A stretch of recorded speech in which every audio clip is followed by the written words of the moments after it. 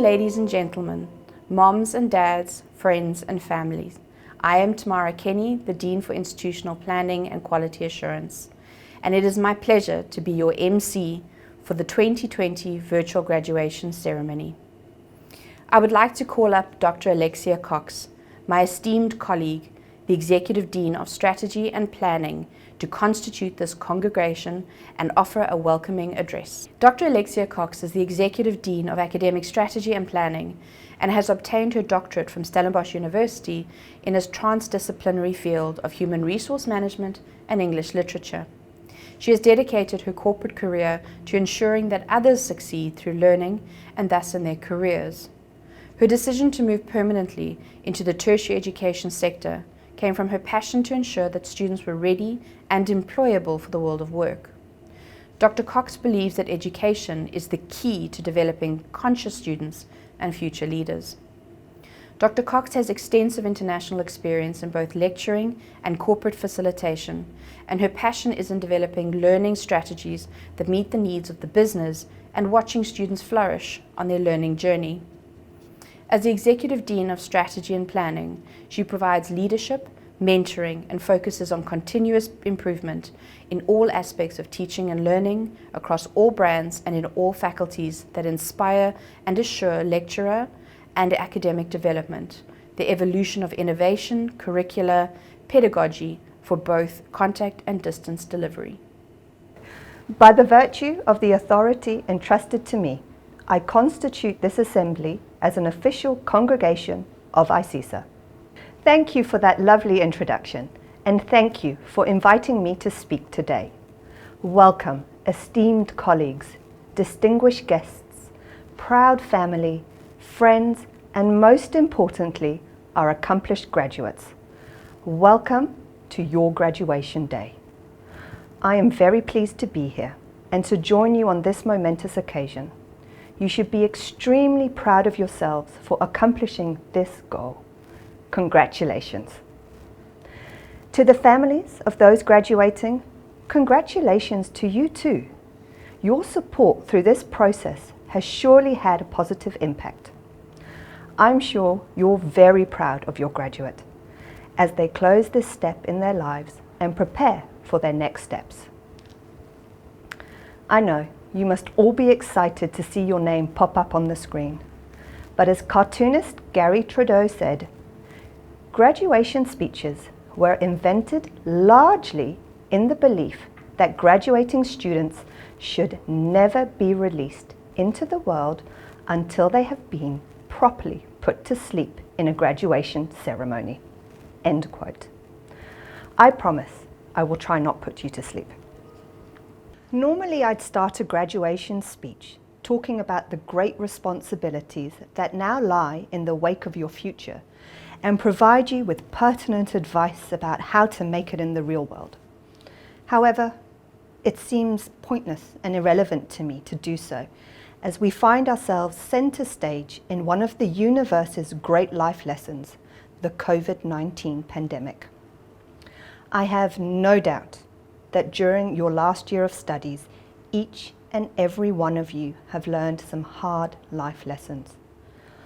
While we may look back over the past year and wish we could rewrite them, it's important to remember the wise words of C.S. Lewis, when he said, and I quote, "You can't go back and change the beginning, but you can start where you are and change the ending."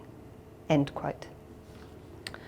While I could talk to you at length about the challenges and the struggles you have faced, I choose to ask you this question. What has the pandemic not taught you?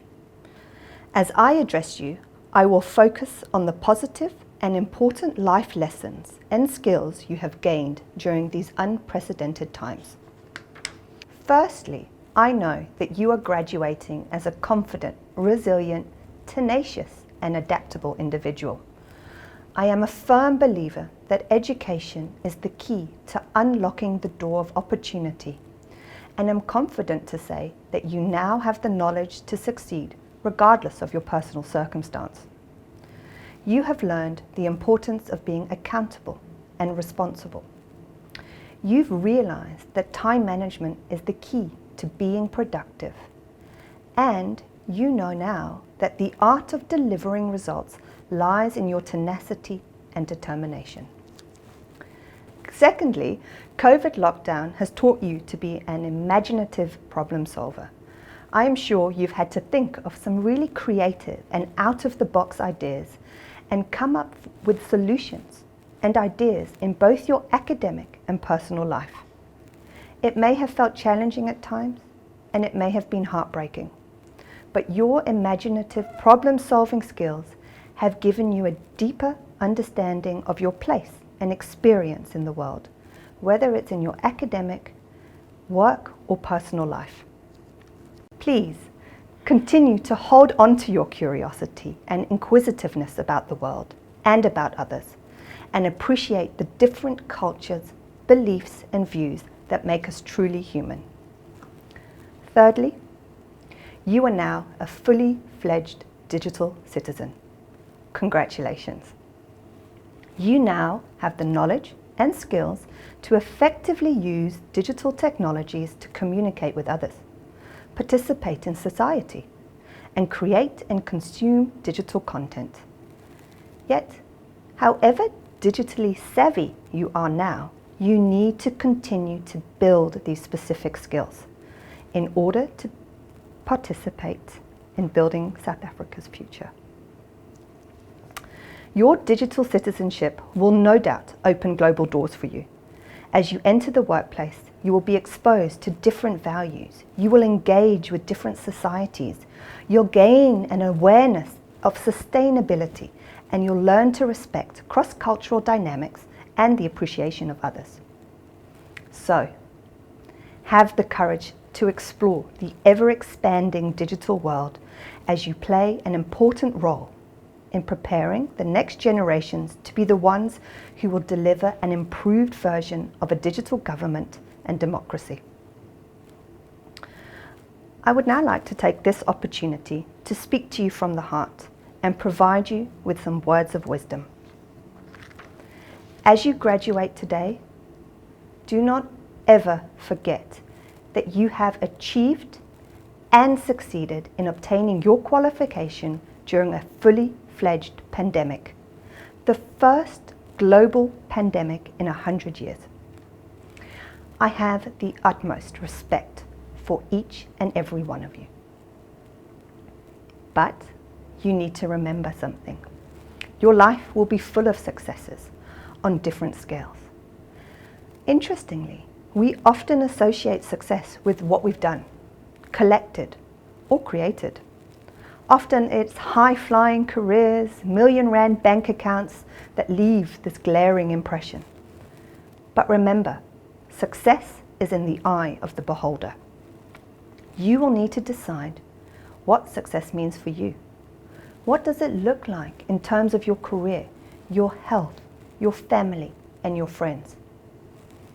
I have learned that those who stop judging themselves according to other people's definitions and standards of success hold a passion, drive, and happiness which guides them through their careers, their families, and their lives. Dream big. Don't ever let small minds of others convince you that your dreams are too big. Rely on your confidence and self-belief to make your dreams come true, and let humbleness guide you in your learning. In the words of Eleanor Roosevelt, she said, "In the long run, we shape our lives and we shape ourselves. The process never ends until we die, and the choices we make are ultimately our own responsibility." End quote. So, be humble. Learn from your experiences, because no one can ever know everything. Humility and integrity allow you to see the world from a different perspective, where you are able to change your opinion and learn from your experiences and mistakes. As I end this speech, I want to congratulate each and every single one of you on this momentous occasion. And I encourage you to go out, take chances, make mistakes, and grow to be the person you are destined to be. Once again, congratulations and all the best on your next adventure. Thank you, Dr. Cox. Your words ring true for all our graduates tonight. It is our honor and great pleasure to welcome our guest speaker, Mr. Joe Samuels. Mr. Samuels was appointed as the Chief Executive Officer for the South African Qualifications Authority as from the 1st of March 2012 and recently retired. He holds a BSc Honours and a Master of Philosophy from the University of the Western Cape, South Africa. He is a specialist in educational policy and education change, qualifications frameworks, standard setting, quality assurance, and adult and community education. He worked in a medical laboratory as a teacher, a physiology lecturer, and as a coordinator for continuing education programs at the Centre for Adult Continuing Education at the University of the Western Cape for 10 years prior to joining SAQA. He was the Director for Standard Setting and Development before he was promoted to the position of Deputy Executive Officer, which he held for 7 years before his next promotion to the CEO position. He has worked at SAQA for the last 19 years. Joe organized and participated in many national and international seminars and conferences where he developed various papers covering topics like the role of national qualifications frameworks, the generation of qualifications and standards, quality assurance within education and training, the integration of education and training, human rights, and the NQF and NQFs in the SADC region, on the South African continent and globally. He served as the chairperson of the UNESCO drafting team of the Addis Convention, a document on the recognition of foreign qualifications that allows for the movement of learners, academics, and workers across borders, that was adopted by 54 African states in December 2014. He has served as an expert on the UNESCO panel of experts for the development of the Global Convention of the Recognition of Qualifications for Higher Education and for Level Descriptors. Joe serves on the Council of the Council on Higher Education, the Quality Council for Trades and Occupation, the Quality Council for General and Further Education, National Skills Authority, and the Board of SAQA. I would like to thank EduCorps for asking me to do this graduation speech today. The theme of this speech is an extraordinary time that needs us to do ordinary things really well. But first, let me congratulate everyone who has achieved a certificate, a high certificate, a diploma, high diploma, or a degree. And I think it's quite important that we do celebrate our achievements. At the best of times, it's good that we celebrate our achievements because we've worked hard to achieve that. But in particular, this class of 2020 must celebrate their achievements given the extraordinary times that we are living in. It is quite important for that because not only is it that we have worked hard, but also everyone that has made this year such an important and successful year. If we think about it, with the face-to-face interaction that has stopped, it meant that the staff, the academic staff, the administrative staff, and the institution had to make sure that all the graduates received tuition, and in fact that you were able to complete the year given the fact that there was both remote online learning as well as face-to-face learning. And I think the term that has been used is, it is blended learning. It's also important to celebrate because not only is it that we have achieved what we have achieved, but it's also our parents. And we must never forget that the pandemic has taught us that the essential workers, those people that do things like cleaning the surfaces, making sure that people are fed, and so on. All of those people should be celebrated in the achievements, that we have had. One would also expect that during this extraordinary times that the achievement rate would have dropped, but I am informed that you have done remarkably well, and that 79% of people who participated in the assessments, have actually passed. So congratulations to you, the class of 2020. Given your ages, that this is also a period of moving from being a young adult to be, into a more mature adult. And of course, so this is a kind of passage that we are going through and that you are going through. That also raises quite a lot of issues and challenges, that you are faced with. And again, we should make sure that we celebrate, that you're also going through, these kind of difficult times. But let me also say that the pandemics, or the history of pandemics in the world, have actually taught us that humans are very resilient, and in fact societies have bounced back in many cases and over many years, because epidemics and pandemics are not things that just comes once in a million years, but in fact human beings have been able to live with this pandemic. And what is even more, if one thinks about the situation that we find ourselves in now, and we compare it to the Spanish flu, for example, that the Spanish flu, people after a year didn't even know what it is that hit them. In the case of the coronavirus, we've already, as humanity, have been able to work out what is the genetic makeup of this virus. And what is even more fascinating and fantastic is that we have developed the vaccines to counter, this particular virus. In South Africa, we have been fantastic in the sense that we've been able to work out that there was a variant, and various other variants have also been identified. And so the key challenges that is facing us now is really the rollout of the vaccine. We know, in fact, that there might be some people that are scared to be vaccinated, but the key thing for us, in order for us to return to normality, is that we actually need to make sure that we do get the vaccine, and that we encourage other people to get the vaccine so that we can reach some form of normality. We also know that the kind of normality that we will have, the new normality, is that we will not go back to where we were before. So let us speak a little bit about the challenges that we are faced with in South Africa. One of the biggest challenges that we do have is this a matter of inequality, where we have very rich and very poor people in the country. The second issue that we're faced with is obviously poverty. And I think something that is on your mind is this question about unemployment. We do have an unemployment rate, depending on who you speak to, of something like 42%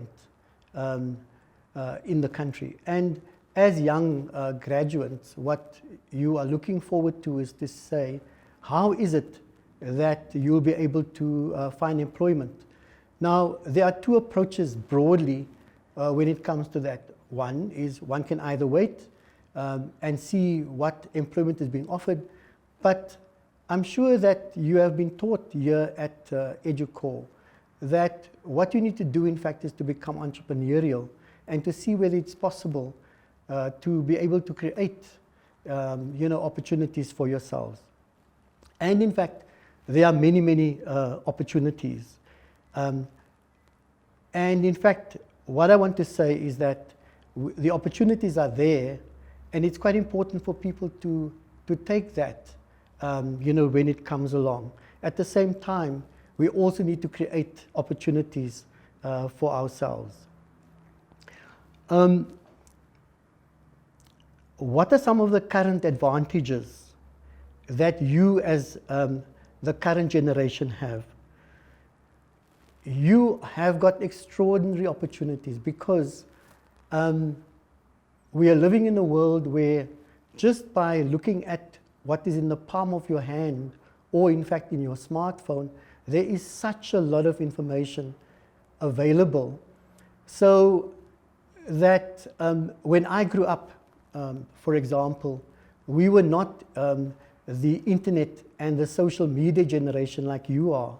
And through that, the sharing of knowledge, the information that's available, there is such a lot of opportunities that, that is certainly there. So I do think that, we and you are living in an environment where, in fact, there are quite a lot of information already, at your disposal. And in fact, I would like to encourage you, to use that, as it were. I also would like to, give you a few bits of advice. That certainly helped me, and in fact, is helping quite a number of other people as well. The first bit of advice that I think is quite important is, in the South African context, we have just heard that one of the key things that we should be focusing on is that we need to have structures and institutions in our country that work.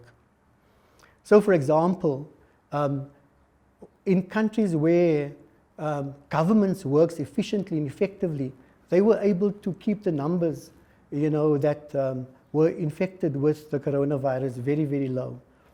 Those countries where governments have been dysfunctional, you would actually see that they were unable to keep the numbers down and the death rates down and so on. So one of the key things that we must be able to strive towards is to have an efficient and effective working government, but not only that, but also efficient and effective working private sector. So, and then one of the biggest problems that we do have in South Africa, apart from efficiency and effectiveness, is also we must have an ethical state and we must have ethical companies. And so if we just do those very basic things like act in an ethical way,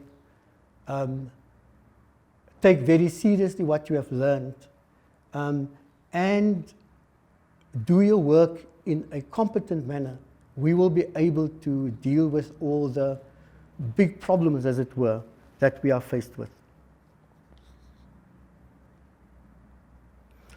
One of the other challenges that we do have is that with the social media that we do have, some people call this that we have alternative facts. And so one of the things I think would be very important to do is to just make sure that we identify those alternative facts or fake news, and to use all the things that we've learned in our classroom, as part of sorry, I mean, I'm just struggling there. Let me, yeah, okay, let me try to. One of the key issues that we are faced with is this, the question of fake news and alternative facts. I know that you have studied all of these mechanisms, particularly those students from Varsity College, but also as the youth generation, we have got a good sense of what are some of the true things and so on. And so part of what we can do is to set up communities where we share, what is factual, and we share the right kind of information with each other. We can set up, and through our circle of friends, make videos, clips, and all of those kinds of stuff to refute, ideas that to refute the idea. Sorry, let me check again. We can set up a circle of friends to refute the ideas that COVID-19 is simply a hoax, so that we do get the right information, both to our friends, and that we can set up online communities to promote the truth. We should also promote democracy, because in South Africa it is quite important that we do promote democracy. It is not only in South Africa, but it's also something that is quite important across the world, because there is a huge debate happening in the world about autocratic forms of government as well as democratic forms of government. Now, a lot of scientists have done incredibly important work to try to understand what works best for humanity. And what they have come up with is they have actually said that you have two types of communities. So one is a very rule-based community that really understands the rules and work according to those rules. There are also communities where things are a lot looser, and these people question and pushes the boundaries in terms of rule making, as it were. Now, what was interesting, what they found, is that at the beginning with the pandemic, that the rule-based communities,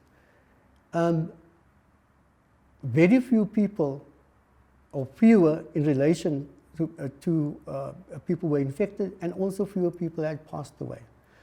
However, in those countries where they pushed the rules that is much more loose, as it were, there are many more deaths and many more people were infected. However, what was also came out of the study that was done is that now with the vaccine being developed and the rollout of those vaccines, we actually see that more and more that those societies are more successful. So in other words, it is not a matter of that the one is definitely wrong and the other one is definitely right, but in fact that we need to have both kinds of very tight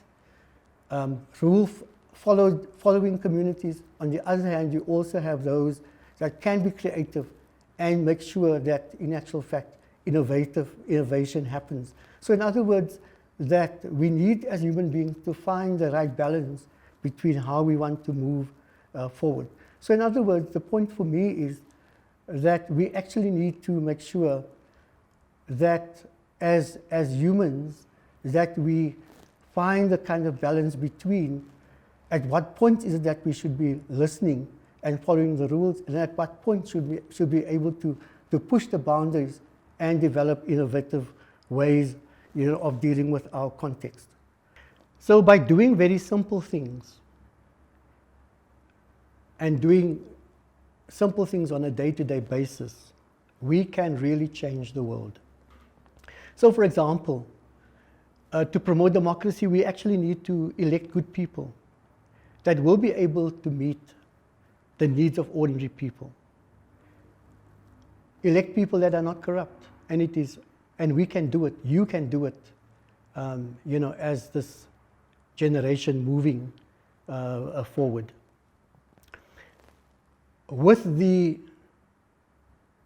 knowledge that we have, with the competence that we have, we can build companies that pay good salaries to workers and not starvation wages. As IT professionals, we can innovate, build good programs and networks. In particular, IT professionals are needed for this fourth industrial revolution. But it's not only that we need people in the sciences to take us forward. We need critical thinkers. We need people in the humanities that are able to question what is happening and not just follow the rules, as I said before. People who have studied public administration should just be good public servants, remembering to provide a caring, efficient, effective, and ethical service to the public. We've got a beautiful country, and for those who have studied travel and tourism, to go out and to show both South Africans as well as international tourists our beautiful country, but do it in such a way that people would like to come back to see more. Our children is our future, and all those people who have studied early childhood development should keep our children safe, should teach them to be innovative through play and a whole host of other very stimulating things that they should be doing. The accounting professionals should count properly and not be misled to do creative accounting. Journalism is such a very important profession and should keep on shining light on what people want to hide because transparency is so vital, for our democracy. A very good example of a person who passed away recently due to COVID is Karima Brown, who ran this very interesting television program called The Fix. And she held, these high-level politicians and high-level officials accountable. And I think that journalism should follow that kind of tradition so that we can have a better society. Many people have studied business and they are business graduates here today. It is quite important that we have business people who are ethical and innovative and build businesses with social purpose. So go out and create jobs. Don't wait for people to give you jobs. And even if you fail 1,000 times, it only teaches you to improve and to do better the next time. I have lots of faith in young people in South Africa today, because it is through young people in 1976, in the 1980s and 1990s, that change happened in the country. Young people today are in a unique situation to bring about change, given the big issues that we are faced with. And I've pointed out that by doing the little things, by listening to each other, by caring for each other, that you will be able to do extraordinary things by just focusing on those simple day-to-day things. We must hope for a better future. Hope is important when things are at its darkest. Hope is not a lottery ticket. It is not blind faith in that this will get better. Hope is the belief that things will get better through hard, smart, and persistent work. In conclusion then, once again, congratulations to all the people who have graduated. Congratulations to the staff and to the institutions. Celebrate your achievements. You truly deserve it. Go out and do the ordinary things with joy and conviction. This will make South Africa and the world a better place. Thank you very much. Dr. Mariki Pienaar is currently the Dean of Academic Operations at EduCorps. She leads EduCorps' academic operations and is responsible for providing overall leadership, monitoring, and process management. She has over 32 years of experience working at all levels of public and private education. She has been a teacher, lecturer, head of department, and academic director. Her academic background includes a BCom education, a Bachelor of Education, a Master of Education, and a PhD in Teaching and Learning. She is a person who is positive about every aspect of her life and lives by the words by Virat Kohli, self-belief and hard work will always earn you success. ICESA are committed to provide students with the best educational resources and training so that students can get their career off to a flying start. ICESA are committed to academic excellence who delivers digital, enhanced, innovative and relevant programs. By the virtue of the authority entrusted to ICESA by the Higher Education Act 101 of 1997 and by the Council on Higher Education, I award certificates, diplomas, and confer the degrees of ICESA to candidates whose names appear in the program. I will now request the Dean of Institutional Planning and Quality Assurance and the Dean of Academic Operations to present the candidates. As the Dean for Institutional Planning and Quality Assurance, I will now have the names of the candidates for the Diploma in Accounting presented.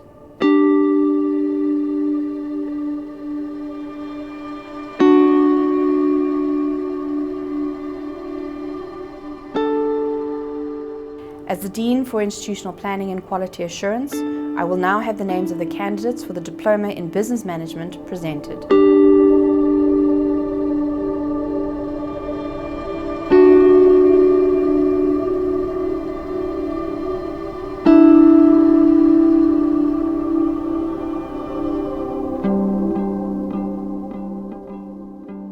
As the Dean of Academic Operations, I will now have the names of candidates for the Diploma in Human Resource Management presented.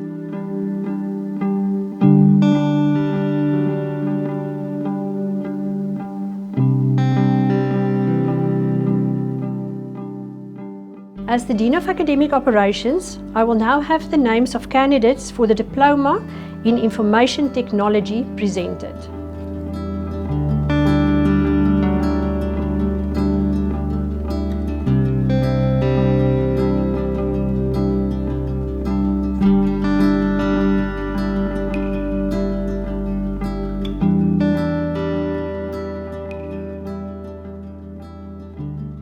As the Dean for Institutional Planning and Quality Assurance, I will now have the names of the candidates for the Diploma in Journalism presented.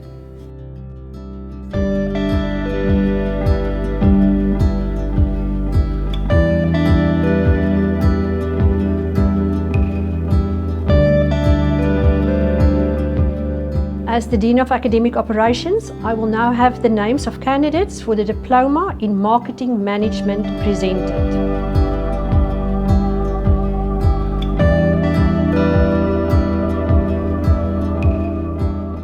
As the Dean for Institutional Planning and Quality Assurance, I will now have the names of the candidates for the Diploma in Public Management and Administration presented.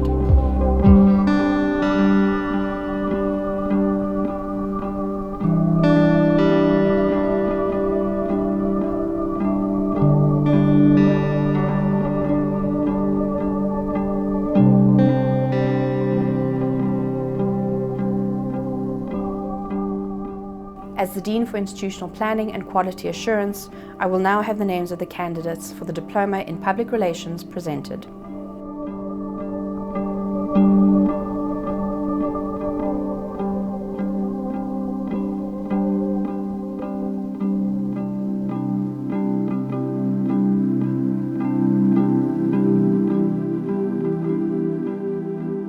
As the Dean of Academic Operations, I will now have the names of candidates for the Diploma in Travel and Tourism presented.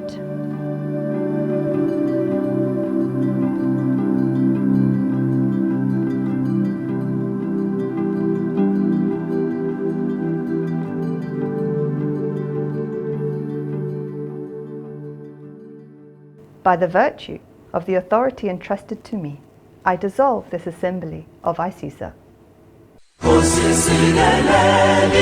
Africa,